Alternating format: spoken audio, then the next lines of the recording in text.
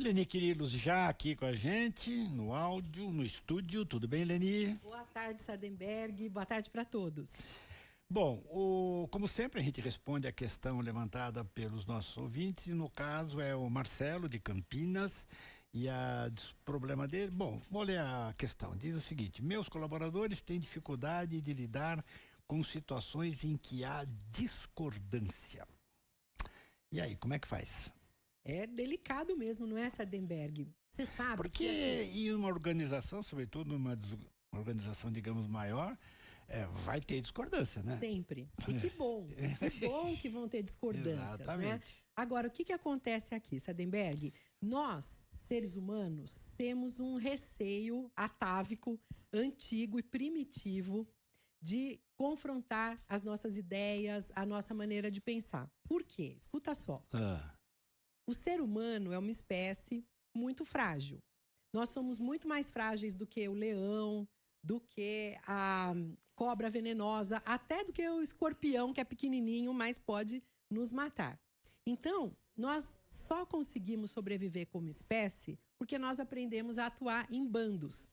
E o bando nos protege. Sei. Então, quando a gente era lá pré-históricos e lá na nossa caverna, a gente sentia fome, os mais fortinhos saíam da caverna para irem caçar. Quem ficava na caverna cuidava dos mais frágeis, dos doentes, dos idosos, das criancinhas. E depois de um tempo, os caçadores bravos voltavam e todo mundo compartilhava a comida. Então, existe um receio de nós desagradarmos as pessoas do nosso bando e, consequentemente, sermos excluídos do bando. Da comida. Pois é, porque se a gente é excluído do bando, a gente fica frágil, a gente fica vulnerável. Então, nós temos um receio muito grande de lidarmos com o confronto. Essa é uma característica do ser humano de uma forma geral. Agora, por outro lado, o que acontece? A ausência de confronto, apesar de parecer muito confortável, nos paralisa. Faz com que deixe de haver aprendizagem, desenvolvimento, deixe de haver inovação, crescimento. Porque, é claro, fica mais do mesmo, né? Se eu penso como você pensa como eu, a gente vai fazer o quê? Nós vamos reforçar as nossas ideias, mas não vamos sair disso. Quando a gente ouve o contraditório, alguém que pensa de uma maneira diferente, isso pode abrir horizontes, pode abrir a nossa cabeça. Só que a gente tem que entender, então, que é algo desafiador e que vale a pena a gente procurar enfrentar para que a gente cresça. Pois é, porque sobretudo nas redes sociais, o que a gente vê é uma tendência das pessoas ficarem cada um no seu bando, com as mesmas ideias. Na sua bolha, não é, Sardenberg? Exatamente. Isso mesmo. E você trouxe um ponto fundamental, porque realmente as redes sociais favorecem isso. É aquela história. Você posta alguma coisa que você publicou lá no Globo. E aí as pessoas que são do seu bando batem palminha para você, colocam coraçõezinhos e de repente vem alguém e coloca assim: não concordo com nada disso. Não, se fosse assim, estava tranquilo. Mas não é bem assim. Não é só isso, né, Sardenberg? A gente sabe. Pois é, e isso nos leva normalmente a um comportamento do tipo: eu, hein? Que cara estranho, vou bloquear esse sujeito. E a gente cada vez fica mais lá na nossa bolha, junto das pessoas que pensam e agem como nós. Então, o primeiro ponto para a gente esclarecer aqui para o nosso ouvinte é que o conflito de ideias é algo necessário de acontecer até para que haja crescimento e desenvolvimento. Agora, quando eu fui estudar sobre isso, Sardenberg, eu fui pegar dados da neurociência e eu me deparei com uma publicação da Shanna Wagentraub, que é uma psicóloga. Ela tem um livro muito legal que se chama A Arte da Comunicação de Impacto, um livro da editora Gente.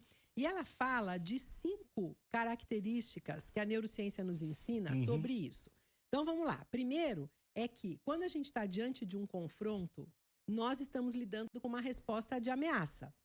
Tá. O nosso sistema nervoso vai se sentir ameaçado e nós vamos ficar prontos para lutar, fugir ou congelar.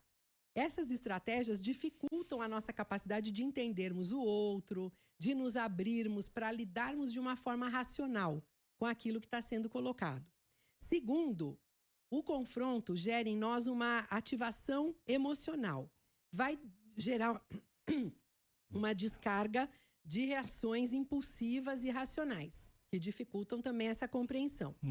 Terceiro, a presença dos vieses cognitivos. São aqueles, Sardenberg, preconceitos, aquelas ideias pré-concebidas.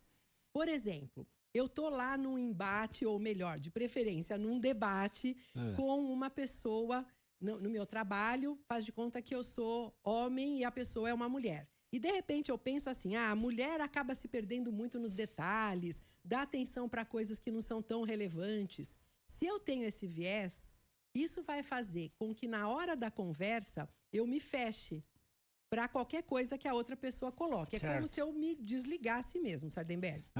O quarto é a questão da dificuldade de perspectiva. Nosso cérebro busca muito simplificar as coisas. E aí a gente cai naquela dualidade, é certo ou é errado? Eu estou de acordo ou eu estou contra? E a gente deixa de identificar as nuances. E o último é a influência do que a gente chama de sistema de recompensa. Nosso cérebro funciona no sentido da gente proteger a nossa posição, independentemente da busca por uma solução que seja colaborativa, que aqui seria o mais interessante. Bom, posto isso, o que a gente faz? Exatamente, o que eu ia dizer. Então vamos sugerir agora para o Marcelo, nosso ouvinte, para as pessoas que estão lidando aí com situações semelhantes. Primeiro grande ponto é a gente entender que o conflito é natural, já que nós somos pessoas diferentes. E que bom que nós somos diferentes.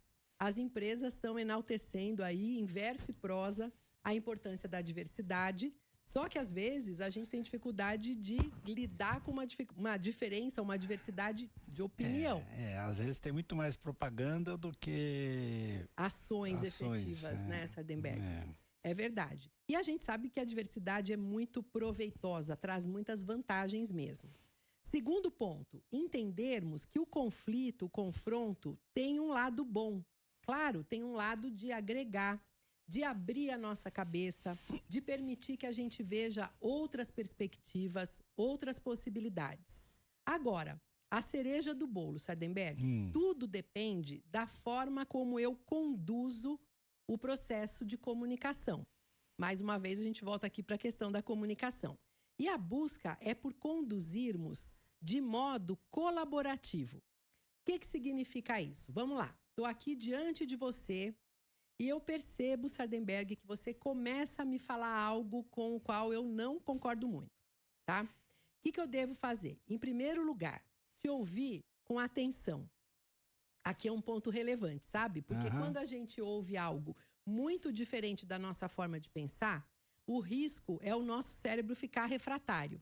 Eu já paro de prestar atenção. Então, o primeiro ponto é, ouça com atenção, se abra. O Gicovati falava na busca por um cérebro poroso, que é o cérebro que permite que as ideias penetrem, para que a gente possa considerar. Não necessariamente aceitar, mas considerar. Segunda sugestão, vale a pena, quando eu ouço você falar alguma coisa que me parece meio estranha, eu te escutar com atenção e, na sequência, fazer o que os pesquisadores chamam de parafrasear. O que é isso? Eu vou virar para você e vou dizer assim, Sardenberg, então você está me dizendo isso. Parafrasear é uma prova poderosa de escuta e é algo que permite que, de repente, você me corrija caso eu tenha entendido errado. Às vezes, Sardenberg, a gente vê duas pessoas discutindo e alguém de fora olha e fala assim, peraí, gente, vocês estão falando a mesma coisa. Né? Não existe aqui o confronto. Então, quando você usa o parafrasear, você se certifica se você entendeu corretamente. Se você entendeu corretamente, agora é o momento de você virar e fazer algo do tipo, tá, então eu estou entendendo, Sardenberg, que você falou isso. Por outro lado, eu gostaria que você considerasse isso. Por que essa forma é tão interessante? Porque quando eu falo assim com você, eu coloco a sua ideia e a minha no mesmo nível de valor e de importância. Certo. Muda Faz muito. sentido. Muda muito, escuta só. Quando eu digo assim, estou te escutando falar, não estou gostando. Viro para você e faço assim, Sardenberg, não concordo com nada do que você está dizendo. Primeiro que é mentira, porque nada é muita coisa, né? Não é com nada que eu não concordo. E segundo, eu vou te colocar agindo assim, imediatamente na defensiva, porque você vai querer defender a sua ideia e vai se apegar a essa sua ideia, tá? E um outro ponto que a gente erra muitas vezes é assim, tá, então eu vou parafrasear igual nos orientaram, beleza. Ah, então você está dizendo isso, mas eu penso, blá, blá, blá. O mas é uma palavrinha aqui que quebra. Por quê? Porque a hora que eu uso mas, tudo que eu falei antes parece ter menos importância do que aquilo que eu vou dizer. Nessa condição, eu coloco a sua ideia abaixo da minha, logo de cara. E eu vou gerar defensiva. E aí, o cuidado por emitirmos sinais nesse processo de comunicação que sejam positivos, que mostrem a vontade da gente se entender. Falar olhando no seu olho, usando um tom de voz amistoso, uma postura corporal de abertura, uma escuta atenta com o tronco voltado para você. Tudo isso faz com que você se sinta considerado e aumenta a probabilidade da gente se entender. Tá aí a lição. Agora, não é fácil a pessoa fazer isso, mas é claramente o melhor caminho. É um grande desafio, sabemos disso, por isso que vale a pena a nossa atenção e o nosso cuidado, porque sem dúvida os resultados são muito positivos. Todo mundo cresce quando trocam ideias e se abrem para elas. Lene Quirilos, mais uma vez, muito obrigado pela sua visita, pela participação aqui no estúdio e até a semana. Obrigada, Sardenberg. Um ótimo restinho de semana aí para você e para todos.